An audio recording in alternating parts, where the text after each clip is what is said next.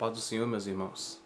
Nesta ocasião estamos aqui para falar mais uma das curiosidades das Sagradas Escrituras que em alguns momentos é mal ensinado ou pela falta de compreensão das Sagradas Escrituras, às vezes fazemos aplicações errôneas acerca de alguns textos, fazemos algumas aplicações que não tem nada a ver com o sentido dos textos que nós estamos falando, que nós estamos buscando ensinar. Então, nessa tarde, é o meu propósito para com vocês falar de mais algumas dessas curiosidades, para colocar ou trazer esclarecimentos sobre esses textos, a fim de que venhamos aprender um pouco mais das Sagradas Escrituras e ter uma compreensão melhor para poder passar isso adiante, ensinar isso adiante. Sabemos que a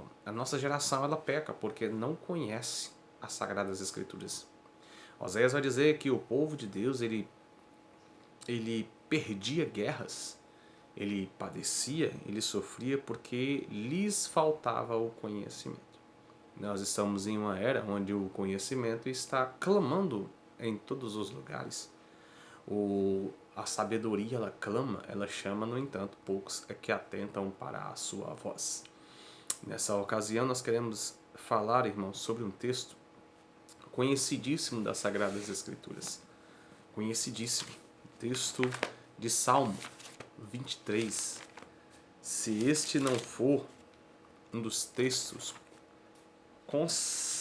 mais conhecidos das Sagradas Escrituras, eu não sei qual é mais. Por quê?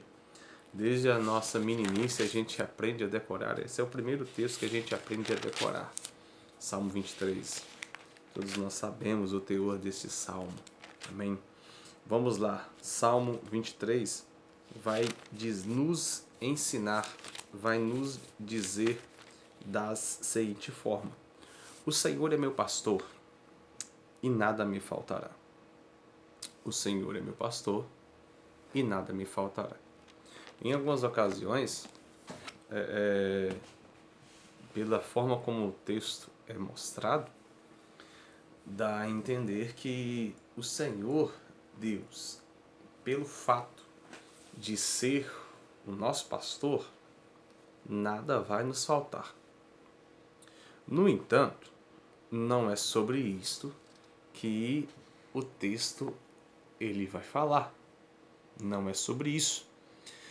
Se a Bíblia diz, é uma pergunta que eu já quero começar esse assunto fazendo. Se a Bíblia diz que se o Senhor é o nosso pastor e nada nos faltará, por que faltam tantas coisas? Nós sabemos, queridos e amados irmãos, que por mais fiéis que foram todos os heróis da fé, por mais fiéis que fossem esses homens, todos eles passaram por algumas privações. Se nós formos listar as privações que cada um deles passaram, o escritor aos Hebreus, no capítulo 11, vai dizer sobre duas seções de heróis da fé. Aqueles que alcançaram a promessa, a recompensa, aquilo que lhes havia sido prometido, e aqueles que, mesmo que não vendo a recompensa, aceitaram passar por todas essas privações, mesmo mantendo a fé. Então entendemos o texto de Salmo 23, o Senhor é o meu pastor, nada me faltará. O texto não fala de nada com relação a coisas, mas fala do Senhor Jesus. Se Ele é o nosso pastor, Ele é que não vai nos faltar. Ele é que não nos deixará. É Ele que estará conosco. Sabemos que muitas privações passamos, mas o Senhor, Ele sempre está conosco. Vamos ver o texto? O texto, na maioria das ocasiões, ele não fala de coisas. Ele fala do Senhor Jesus. Vamos lá para o versículo de número 2? Olha só. Deitar-me faz em verdes pastos, guia-me mansamente às águas tranquilas. Quem é que me faz deitar em verdes pastos? O Senhor, o pastor. Quem guia? Quem nos guia mansamente até águas tranquilas? O Senhor. Quem refrigera a alma? Quem guia pelas veredas da justiça por amor de seu nome? O pastor. Quem que, ainda que andemos pelo vale da sombra da morte, não precisamos ter medo, porque Ele está conosco, ou Ele está comigo, ou tu estás comigo. É o Senhor Jesus. Quem é que prepara uma mesa perante os seus inimigos? Quem é que unge a cabeça com óleo e o cálice transborda? Quem? É o Senhor Jesus. O texto não diz de coisas. O texto fala do Senhor Jesus. Em muitas ocasiões dizemos, não vai faltar nada. A teologia da prosperidade diz que aquele que está passando por privações, aquele que está em necessidade, não está mantendo um relacionamento correto para com Deus. Não é bem assim, esse pensamento é errôneo, esse pensamento é equivocado. Nós vamos ver pessoas dentro da Bíblia passando por privações. Que dirá de Elias? 3 anos e meio, andando de um lado para o outro, indo para o Querite, depois indo para Sarepta, porque passava por privações. No Querite ele teve água até quando o Querite mandava água. Em Sarepta ele comeu pão até que o Senhor o mandasse retornar de volta para ali provar que Deus era Deus de Israel. Privações. Isso no Antigo.